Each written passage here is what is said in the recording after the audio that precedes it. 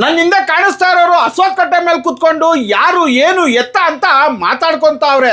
ಅಲ್ಲಿ ಏನಾಯ್ತು? ದಿನಾಂಕ 25/7/2026 ಬೆಳಗ್ಗೆನೆ 2 ಗಂಟೆಯಿಂದ 3:30 ಒಳಗಡೆ ಎಲ್ಲ ಮುಗಿಸ್ಬಿಟ್ಟವ್ರೆ. ನಮ್ ದೊಡ್ಡಬಳ್ಳಾಪುರ ತಾಲೂಕು ತೂಪ್ಗೆರೆ ಹೋಬಳಿ ಲಕ್ಷ್ಮೀ ದೇವಪುರ ಗ್ರಾಮದಲ್ಲಿ ಶ್ರೀ ಲಕ್ಷ್ಮೀ ನರಸಿಂಹ ಸ್ವಾಮಿ ದೇವಸ್ಥಾನದಲ್ಲಿ ಉಂಡಿ ಹೊಡೆದ್ಬಿಟ್ಟವ್ರೆ.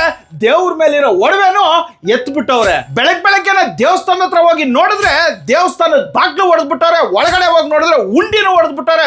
ಉಂಡಿ ಎಲ್ಲೈತಪ್ಪ ಅಂತ ಹುಡುಕಿದ್ರೆ ದೇವಸ್ಥಾನದಿಂದ 200-300 ಮೀಟರ್ ಆಚೆ ಉಂಡಿನ ಬೇಲಿಯಲ್ಲಿ ಬಿಸಾಕ್ಬಿಟ್ಟು. ಇವೆಲ್ಲ ನೋಡಿ ಗಾಬರಿ ಬಿದ್ದು ಫಸ್ಟ್ ಫೋನ್ ಹಾಕಿದ್ದೆ ಪೊಲೀಸ್ ಅವ್ರಿಗೆ. ಪೊಲೀಸ್ ಅವರು ಸರ್ರ್ ಅಂತ ಬಂದ್ರು, ಫುಲ್ ಎನ್ಕ್ವೈರಿ ಮಾಡಿದ್ರು, ಸುರ್ರ್ ಅಂತ ಹೋಗ್ಬಿಟ್ರು. ಹಂಗೆ ಸರ್ರ್ ಅಂತ ಸ್ವಾನನ್ ಕರ್ಕೊಂಡ್ ಬಂದು ಎನ್ಕ್ವೈರಿ ಮಾಡ್ತಾ ಇದ್ರು. ಇವ್ರೆಂತ ಖತರ್ನಾಕ್ ಕಳ್ಳನ್ ಮಕ್ಕಳು ಅಂದ್ರೆ ದೇವಸ್ಥಾನದ ಹತ್ರ ಇರೋ ಸುತ್ತಮುತ್ತ ಲೈಟ್ಗಳೆಲ್ಲ ಆಫ್ ಮಾಡ್ಕೊಂಡ್ ಬಂದು ಆಮೇಲೆ ಒಳಗ್ ನುಗ್ಗಿ ಕದ್ದಿರೋ ಖತರ್ನಾಕ್ ಕಳ್ಳನ್ ಮಕ್ಕಳನ್ನ ಆದಷ್ಟು ಬೇಗ ಪೊಲೀಸವ್ರು ಹಿಡಿಬೇಕು ಅಂತ ನನ್ನ ಮಕ್ಕಳನ್ನ ಮಾತ್ರ ಬಿಡಬಾರ್ದು. ದೇವಸ್ಥಾನದಲ್ಲಿ ಎಷ್ಟಪ್ಪ ಕದ್ದಿರೋದು ಅಂದ್ರೆ ಗ್ರಾಮಸ್ಥರು ಹೇಳಿರೋದೇನಪ್ಪ ಅಂದ್ರೆ 5-6 ಲಕ್ಷ ಅಮೌಂಟು, ಸ್ವಲ್ಪ ಒಡವೆ. ಇವತ್ತು ಏಕಾದಶಿ, ಒಳ್ಳೆ ದಿನ, ಹಬ್ಬದ ದಿನನೇ ಕದ್ದಿರೋ ಕಳ್ಳರು.